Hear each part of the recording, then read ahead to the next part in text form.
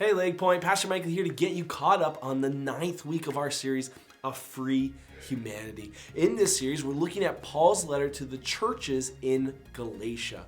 We're looking at how Jesus has set us free so that we can actually live free. And this week, Pastor Luch Lombardi kicked things off by asking a thought-provoking question. That question being, why is it so hard to believe in a promise? As Luch shared, maybe it's because we've become cynical. A lot of promises are made that are never actually kept.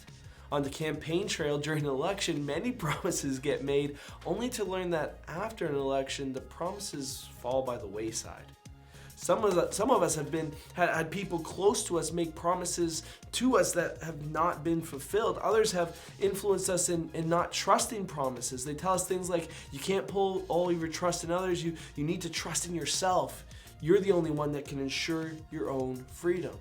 The truth is, we build our hope on promises, but the legacy of broken promises in our history have jaded us, and we don't trust so easily anymore.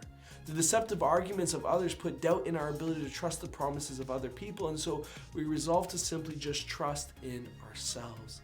We hang on to promises, but just in case, we also add something that is dependent on us so that we might be able to control the outcome.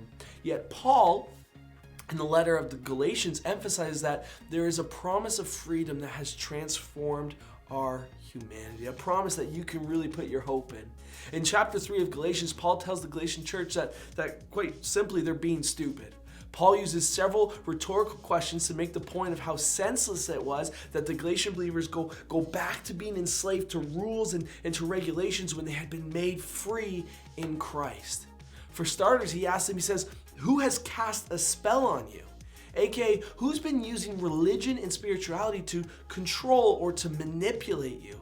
Paul had preached to them about Christ. And the phrase he uses, Christ crucified, is not just about his death on the cross. It's a short form that represents all that Christ did in his life, death, resurrection, and ascension. Paul taught them nothing about the law or its obligations. He taught them about Jesus. And he tells the Galatians that transformation comes through hearing and believing. Paul points out that the mighty deeds of Christ were done in them and among them through the work of the Spirit, not through their law keeping or their observance of the law. In the Jesus stories, it's the law of the Pharisees that prevents people from being healed on the Sabbath and being rescued from the side of the road. What Paul wants the Galatians to know is that God fulfills his promises through faith. The individuals who guilted the Galatians into adding law-keeping to their trust in Jesus, they used the argument that Abraham also followed the law by obeying the command of circumcision. They taught if you're going to be a true child of God, you need to become Jewish. You need to obey the commands in the law, and then you also need to put your trust in Jesus. Being a child of Abraham was very much a part of ethnic identity. Jews then had more of a right to belong to than the Gentiles did who needed to follow Jesus. However, these were distorted instructions. Paul says in Galatians chapter 3, verses 8 and 9, he says, the scriptures anticipate that by faith God would put right the Gentiles, having shared this good news to Abraham, that through him all the Gentiles will be blessed. That means that those who are of faith are blessed along with faithful Abraham. This promise preceded the giving of the law, not by a few years, but by 430 years. It's what guides the story of God redeeming the world. We're all children of Abraham by our faith. What Paul wants the Galatians to understand is that when you add law to the mix, you introduce the basis by which everyone is cursed. The curse is the constant observance of law and its preoccupation on its fulfillment. Its reward is death. It has no redeeming quality. Christ delivered, he ransomed is the word, the metaphor that Paul uses from us from this curse so that we might receive the promise of the Spirit through faith. The leaders who influenced the Galatians used the law in the wrong way. They made the law out to be what keeps people close to God when in fact it creates a distance between us and God.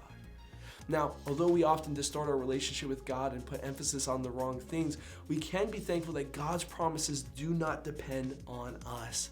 What God has promised to us is not dependent on us. He takes on all of the burden and responsibility of fulfilling the promises for us. Again, the promise is that we are delivered from evil through Jesus giving himself over to our fallen humanity. The purpose is so that through Jesus we can be restored to a new life, a new humanity. And what's more, there is no contract. There is no pre-existing contract between us and God that will allow our behavior to influence His grace and love towards us. He made a unilateral promise to us that is not dependent upon us. The choice that remains on our end is to trust the one who fulfills the promise, Jesus. There's no arrangement regarding the part of the promise that we are required to fulfill. We have been delivered. End of story. Jesus is the deliverer. End of story. We are now free to live in what Jesus has fulfilled for us. The Spirit is now with us. We do not need to do anything to accomplish what Jesus has already done for us. For that matter, we are actually incapable of it. And so here's the good news, friends. There's a promise that we can put our full trust in. It is not dependent on the word and actions of human beings. It does not demand anything from us except that we put our trust in the promise maker and live in light of the results that come from such trust, benefiting from the new life that the promise maker has given us. So, just as Paul warned the Galatians, in order to stay the course and keep the faith, we need to not be deceived by those who don't have all the info, all the instructions. We need to know that God's promises come through faith and nothing else. And we need to always remember that it doesn't depend on us. It is all dependent on Christ, and He is faithful and has driven evil away so that we might live our lives to the fullest. Well, friends, consider yourselves caught up. Enjoy diving into discussion questions. I'll see you next time.